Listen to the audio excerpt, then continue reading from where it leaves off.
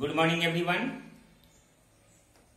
आज हम लोग इफेक्ट ऑफ इलेक्ट्रिक करंट्स के बारे में देखेंगे। Actually there are three effects of electric currents: heating effects, magnetic effects and chemical effects. Basically यहाँ पे हम लोग heating effects of electric currents के बारे में देखेंगे। सेकेंड दो जो इफेक्ट है, magnetic effect and chemical effects, उसको हम लोग फर्दर नेक्स्ट चैप्टर में देखेंगे।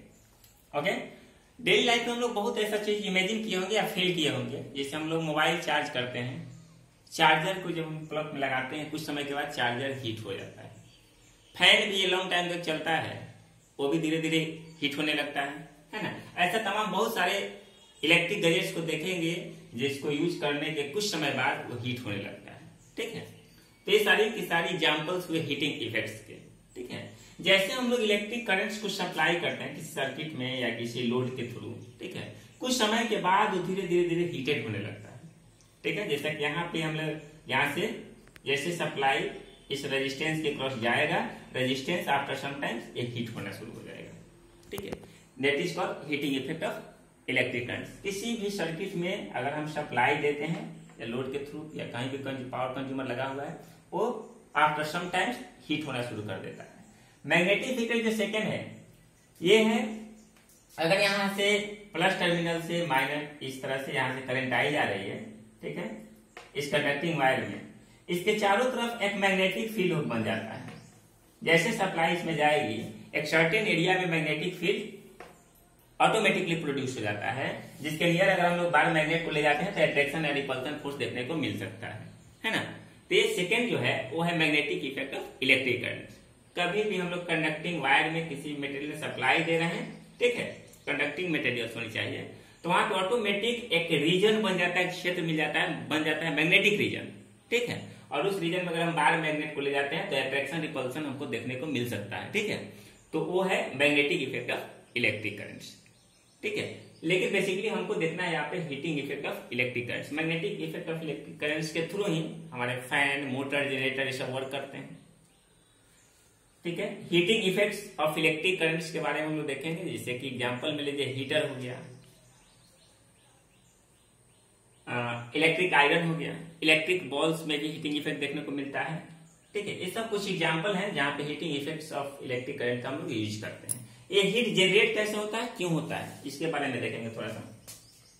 एक्चुअली क्या होता है, जैसा कि हम लोग जानते हैं कि फ्लो ऑफ चार्जेज और flow of electron that is called electric currents. और जैसे इलेक्ट्रिक करंट्स फ्लो होता है किसी भी कंडक्टिंग वायर में, ठीक है, तो फ्लो होता है तो उसको कुछ रेजिस्टेंस को जो अपोज करते हैं करंट फ्लोइंग्स में, उस रेजिस्टेंस को अपोज के बावजूद भी करंट को फ्लो होना पड़ता है। तो जो अपोजिशन होता है दैट इज रेजिस्टेंस, और रेजिस्टेंस के कॉज से इलेक्ट्रॉन्स जो है आयंस के साथ कोलिजन होना शुरू हो जाता है, उनका टकराने लगते हैं बहुत सारे आयंस के साथ। ठीक है, और वो कोलिजन के कारण ही हीट जनरेट होता है कंडक्टिंग वायर में, है ना। So due to collision of electrons to ions heat are generates. ठीक है, हीट जनरेट होता है आयंस के साथ कोलिजन से, क्योंकि किसी भी मटेरियल का रेजिस्टेंस तो जीरो नहीं होता है, कुछ ना कुछ उसकी रेजिस्टेंस होगी, और रेजिस्टेंस होगी तो इलेक्ट्रॉन्स का अपोजिशन होगा, और अपोजिशन होगा तो हीट जनरेट होगा। जैसे देखते हैं हम लोग डेली लाइफ में, जब एक ऑब्जेक्ट दूसरे ऑब्जेक्ट से टकराता है, कोलिजन होती है, तो वहां भी हीट जनरेट होता है। बस यहाँ पे ऑब्जेक्ट नहीं है, इलेक्ट्रॉन्स का कोलिजन होता है, जिसके चलते हीट जनरेट होता है। ठीक है, ये है हीटिंग इफेक्ट की कहानी। अब ये हीटिंग इफेक्ट किस किस फैक्टर पे डिपेंड करता है उसके बारे में हमको देखना है। ये हीटिंग इफेक्ट तीन फैक्टर पे, इलेक्ट्रिकल टर्म्स पे डिपेंड करेगा। वो है आई, आर और टी, जहां पे आई करंट्स है, टी टाइम्स है और आर रेसिस्टेंस है। ये तीनों टर्म्स पे हीटिंग इफेक्ट्स डिपेंड करता है। उसको थोड़ा सा हम लोग फॉर्मूला को ड्राइव करेंगे, जैसा कि आप देख सकते हैं यहाँ पे। प्रीवियस क्लास में हम ऑलरेडी पढ़ चुके हैं, V equal to W upon Q, voltage work by charge. ठीक है, यहाँ V volt, W work done और Q चार्ज है। इसको हम लोग क्रॉस मल्टीप्लाई करेंगे, W इक्वल टू VQ आ जाएगा। ओके ओके, और हम लोग ये भी जानते हैं I equal to Q upon T, rate of flow of charges that is called current. So you can write as Q equal to IT। Okay, and according to Ohm's law V equal to IR। So W equal to VQ, putting the value of V equal to IR here, okay, and Q equal to IT. Q equal to IT. Putting Q equal to IT on place of Q, you have to put IT. So finally W equal to I R IT. So I into I square, R and T same to same T. Okay. So W equal to I square RT. यही एक energy है, ठीक है। और यहाँ पे हम लोग H हीटिंग एनर्जी के रूप में आ जाता है, H इक्वल टू आता है I स्क्वायर RT। यही हमारा heating effect of electric current का फॉर्मूला होता है, H equal to I square RT।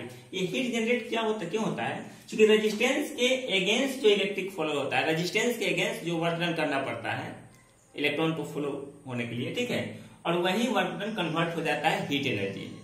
याद रखना है कि टोटल जो इलेक्ट्रिक सप्लाई हम देते हैं, टोटल एनर्जी हीट में कन्वर्ट नहीं होता है, उसका कुछ पार्ट जो रेजिस्टेंस के अगेंस्ट वर्क होता है वही हीट में जनरेट होता है। जैसे हम जब फैन में सप्लाई देते हैं तो ऐसा नहीं कि टोटल इलेक्ट्रिक एनर्जी वहां पे हीट में कन्वर्ट हो जा रहा है, वो तो टोटल नहीं होता, वहां पे फैन मूव भी करती है और कुछ पार्ट्स है ना हीट में जनरेट होता है। इलेक्ट्रिक बॉल में भी या किसी भी गैजेट्स में 100% एनर्जी हीट में कन्वर्ट नहीं होती, उसका कुछ पार्ट हीट में कन्वर्ट होता है, जो रेजिस्टेंस के अगेंस्ट में वर्क डन होता है वही हीट एनर्जी में कन्वर्ट होती है। Okay, so H equal to I square RT, heat जो जनरेट होता है वो I that means current, R that means resistance और T टाइम मीन्स सेकेंड्स, इतना जनरेट होता है। I that is current, T that is time and R resistance, R equal to resistance. Okay, जैसा कि हम लोग पहले जानते हैं V equal to IR, V equal to IR Ohm's law से यहाँ पे आया था। ये सेकंड फॉर्मूला क्या है? H equal to VI T, और इसी से हम लोग ड्राइव करके H equal to V square T by R भी लिख सकते हैं और H इक्वल टू PT भी लिख सकते हैं। उसको भी एक एक करके हम लोग देख लेते हैं। चूंकि क्या होता है V इक्वल टू IR होता है, ठीक है, तो IR V हो जाएगा, ठीक है। ध्यान दीजिएगा यहाँ पे I का स्क्वायर है तो एक I और R ये मिल करके V हो गया और एक I जो बचा हुआ यहाँ रह गया और T का T हो गया, तो H इक्वल टू VIT भी एक फॉर्मूला मेरा आ जाएगा। दूसरा H इक्वल टू PT इसलिए हो रहा है कि हम लोग जानते हैं power P equal to VI होता है, तो VI के प्लेस पे हमने P पुट कर दिया, T का T रह गया, तो H equal to PT power into time भी हम लोग पुट कर सकते हैं। दूसरा है H equal to V square T by R, चूंकि V रहा और I इक्वल टू होता है V by R, I equal to होता है V बाई R, I के प्लेस पे हम V बाई R डाल देंगे, पहले से एक V है और एक V और आ गया तो V का स्क्वायर हो गया, T का T रहा, R नीचे आ गया, ठीक है। तो एक और फॉर्मूला आ गया H equal to V square T upon R। ये सारे के सारे heating effect of electric currents के ही फॉर्मूला हुए, केवल फॉर्मेट चेंज है, H है, R है, T है, P है, अलग अलग टर्म में, ठीक है। इससे पता क्या चल रहा है, मेरा इलेक्ट्रिक जो हीट जो जनरेट हुआ है H डायरेक्टली, सबसे पहले इसको इरेज कर लेते हैं। ओके, इरेज इट,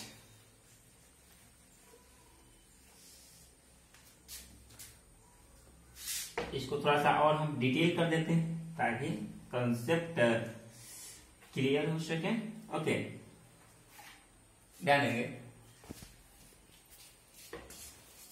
क्या है, H directly proportional I square, H directly proportional R, H directly proportional T, so finally H equal to I square RT। ये हमारा फॉर्मूला है। हीट करंट के स्क्वायर के डायरेक्टली प्रोपोर्शनल होगा, रेजिस्टेंस के directly proportional होगा और T के डायरेक्टली प्रोपोर्शनल। दैट मींस जैसे जैसे टाइम बढ़ेगा वैसे वैसे हीट बढ़ेगा, ठीक है। जैसे जैसे रेजिस्टेंस बढ़ेगा वैसे वैसे हीट बढ़ेगा, जितना टाइम से रेजिस्टेंस होगा उतना टाइम हीट होगा, जितना टाइम होगा उतना टाइम हीट होगा। लेकिन फर्स्ट जो है H directly proportional I square, एक करंट के स्क्वायर के डायरेक्टली प्रोपोर्शनल है। अगर हम R और T को कांस्टेंट कर दें और करंट को बढ़ा दें, ठीक है, करंट को मान लेते हैं कि 2 टाइम्स कर देते हैं, उस समय हीट मेरा 4 टाइम्स हो जाएगा। याद रखना है, क्योंकि यहाँ पे H directly proportional I square, current के स्क्वायर के डायरेक्टली प्रोपोर्शनल है, तो 2 का स्क्वायर 4, तो 4 टाइम्स हो जाएगा। 3 टाइम्स अगर करंट को बढ़ाएंगे तो मेरा हीट 9 टाइम्स हो जाएगा, उसको स्क्वायर कर देना है। लेकिन रेजिस्टेंस को 2 टाइम्स करेंगे तो हीट भी 2 टाइम्स होगा, बाकी ये दोनों कांस्टेंट रहेगा, तो ठीक है। इस तरह से ऑब्जेक्टिव क्वेश्चन पूछ सकता है। ये था हीटिंग इफेक्ट्स का कॉन्सेप्ट। और हीटिंग इफेक्ट्स के लिए हम लोग जो भी गैजेट्स यूज करते हैं, इलेक्ट्रिकल गैजेट्स, उसमें एक स्पेशल मटेरियल्स का यूज करते हैं। जैसे आपको पता होगा हम लोग हीटर यूज करते हैं, ठीक है। तो हीटर जब यूज करते हैं उसमें एक अलग कंपोनेंट्स, अलग वायर यूज करते हैं, वो है टंगस्टन, ठीक है। टंगस्टन क्यों यूज करते हैं? टंगस्टन यूज करने का पर्पस है कि टंगस्टन की मेल्टिंग पॉइंट और रेजिस्टेंस हाई होती है। जो भी मटेरियल हम लोग हीटिंग इफेक्ट्स के लिए यूज कर रहे हैं, चाहे, ठीक है, उसमें दो प्रॉपर्टी जरूर होनी चाहिए। पहला, उसकी मेल्टिंग पॉइंट हाई होनी चाहिए, मेल्टिंग पॉइंट हाई होनी चाहिए। दूसरा, रेसिस्टेंस हाई होनी चाहिए, रेसिस्टेंस हाई होनी चाहिए, ठीक है। ये दोनों चीज होनी चाहिए। मेल्टिंग पॉइंट हाई इसलिए कि अगर मेल्टिंग पॉइंट हाई नहीं होगा तो ज्यादा टेम्परेचर, ज्यादा हीट होगा तो थोड़ा देर के लिए मेल्ट कर जाएगा, गल जाएगा, है ना। तो फिर हमको हीट मिलेगा कहां से? रेजिस्टेंस हाई होनी चाहिए कि रेजिस्टेंस पे डिपेंड कर रहा था हीट, ठीक है। रेजिस्टेंस बढ़ेगी तो हीट भी मेरा बढ़ेगा।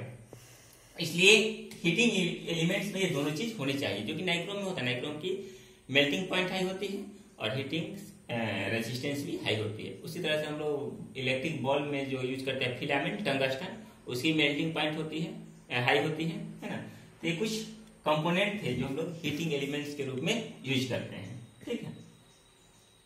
दूसरा, यहाँ पे हीटिंग एलिमेंट्स के रूप में हम लोग इलेक्ट्रिक फ्यूज को भी यूज करते हैं, जैसा कि आप लोग जानते होंगे, इलेक्ट्रिक फ्यूज। और सारे के सारे हीटिंग एलिमेंट में एक कॉमन चीज देखने को मिलता है कि जो भी हीटिंग एलिमेंट होता है एक कॉइल के फॉर्म में हम लोग यूज करते हैं। आप हीटर में भी देखे होंगे इस तरह के कॉइलिंग फॉर्म रहती है, क्या इस तरह का कॉइल के फॉर्म में रहते हैं। तो व्हाट इज द कॉज? यहाँ पे क्या कारण है कि ये कॉइल के फॉर्म में हम लोग यूज करते हैं, स्टेट कंडक्टिंग के फॉर्म में यूज नहीं करते इसको। यहाँ पे क्या होता है, कॉइल के फॉर्म में यूज करने से इसकी लेंथ कम हो जाती है। यहाँ पे देखने में लेंथ कम हो जाता है, लेकिन ज्यादा लेंथ यहाँ पे हम लोग कम स्पेस में कैप्चर कर लेते हैं, ठीक है। और हम लोग क्या पढ़े हैं कि R directly proportional L, length बढ़ेगा तो रेजिस्टेंस भी बढ़ेगा। तो ये कम स्पेस में ही ज्यादा लेंथ को हम लोग लाइज करा देते हैं, है ना, जिससे इसकी रेजिस्टेंस भी बढ़ जाती है, इससे रेजिस्टेंस भी बढ़ जाती है। तो हम लोग को रेजिस्टेंस तो बढ़ाना ही है ताकि करंट में मेरा हीट ज्यादा से ज्यादा प्राप्त कर सके, हम लोग हीट ज्यादा से ज्यादा मिल सके, है ना। तो रेजिस्टेंस को बढ़ाने के लिए इस तरह से कॉइलिंग का फॉर्म हम लोग देते हैं। दूसरी चीज, कॉइलिंग का फॉर्म देने का एक और कारण है कि इलेक्ट्रॉन्स वहां पे क्या होता है कि रैंडमली इधर उधर भटकने लगता है। ज्यादा जब रेजिस्टेंस बढ़ती है तो इलेक्ट्रॉन्स इधर उधर मूव करने लगता है और उससे भी हमारा हीट ज्यादा मोर हीट गेन कर सकते हैं, ठीक है। इसलिए कॉइलिंग के फॉर्म में जनरली हम लोग हीटिंग एलिमेंट्स को यूज करते हैं, ठीक है। अब यह टर्म था हमारा फ्यूज। फ्यूज में क्या है, आजकल तो फ्यूज का यूज बहुत लाइट हो रहा है, बहुत कम हो रहा है। अब ये फ्यूज की जगह पर हम लोग यूज करते हैं कॉमन डे में एमसीबी, जिसका फुल फॉर्म होता है मिनिएचर सर्किट ब्रेकर। सर्किट का शॉर्ट फॉर्म है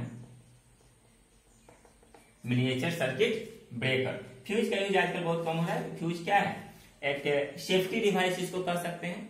fuse is a safety device और हम लोग सप्लाई के इनिशियल स्टेज में फ्यूज को लगाते हैं। जैसे टीवी में भी फ्यूज हो सकता है ना, हमारे घर में भी फ्यूज हो सकता है, कोई भी इलेक्ट्रिकल इलेक्ट्रॉनिक्स गैजेट में फ्यूज होता है ना। एक बल्ब में भी फ्यूज लगा रहता है, फ्यूज रेजिस्टेंस होता है। उसका क्या काम है, अगर टीवी में फ्यूज लगा हो उसका काम है कि टीवी के अन्य सर्किट को सेफ रखना अगर ओवर सप्लाई आ जाती है तो, ठीक है। बल्ब में फ्यूज है, उसके इनिशियल स्टेज में लगा हुआ है, ओवर सप्लाई या शॉर्ट सर्किट या कुछ भी हो जाता है, मैक्सिमम खास करके ओवर सप्लाई, उस समय वो बल्ब को सेफ रखने का काम करता है एक लिमिटेशन तक, ठीक है। तो फ्यूज का क्या काम है, जैसे ही ओवर सप्लाई आएगा एक लिमिट से ज्यादा, उस समय एक वायर रहता है जो ग्लास कवर में फिक्स रहता है, ठीक है। ये मेल्ट कर जाता है। जैसे ओवर सप्लाई आएगा ये वायर मेल्ट कर जाएगा, और मेल्ट कर जाएगा तो सप्लाई यहीं से कट ऑफ हो जाएगी, आगे सर्किट में नहीं जा पाएगी, तो मेरा सर्किट बच जाएगा। तो इसमें क्या डिमेरिट क्या है कि फ्यूज वायर जो है एक बार मेल्ट करने के बाद हमको रीचेंज करना पड़ता है, उसको दूसरा हटा करके लगाना पड़ता है, ठीक है, क्योंकि वो खत्म हो गया। और इस झंझट से बचने के लिए हम नया यूज कर रहे हैं एमसीबी, मिनिएचर सर्किट ब्रेकर। इसमें चेंज करने की कोई जरूरत नहीं है। ये मैग्नेटिक इफेक्ट पर काम करता है, एक टचिंग है ना, मैग्नेटाइज होता है, टच जाता है, नॉन मैग्नेटाइज होने के बाद ये वहां से उसका टचिंग हट जाता है, जिसके चलते ऑफ सर्किट की तरह काम करता है, ठीक है। तो यहाँ पे मैग्नेटिक इफेक्ट पे काम करता है, और इसमें चेंज करने की कोई जरूरत नहीं होती है, ठीक है। एक बार लगा दिए ऑटो कट हो जाता है, वहां से ओवर सप्लाई आएगा, ऑफ वहां से रिप्लेस हो जाएगा, हट जाएगा, और फिर जनरल सप्लाई तो टच में रहेगा, दैट इज ऑन सर्किट की तरफ काम करेगा, वहां से हट जाएगा तो ऑफ सर्किट की तरफ काम करेगा, तो ये ज्यादा बेनिफिशियल है, ठीक है। ये मैग्नेटिक इफेक्ट पर काम करता है, ये हीटिंग इफेक्ट पर काम करता है। ये था heating effect of electric current का कंसेप्ट। जो आगे एक और केमिकल इफेक्ट है जो हम लोग इलेक्ट्रिक सेल बैटरी वगैरह में देखते हैं, रिएक्शंस के थ्रू काम करता है ना, उसके बारे में हम लोग नेक्स्ट क्लास में देखेंगे। और एक और हम लोग क्लास 10th में ही पढ़ना है magnetic effect of electric current, जिसको भी आगे देखेंगे। आज इतना ही, आई थिंक सो कि आपको समझ में आया होगा। Okay, thank you so much.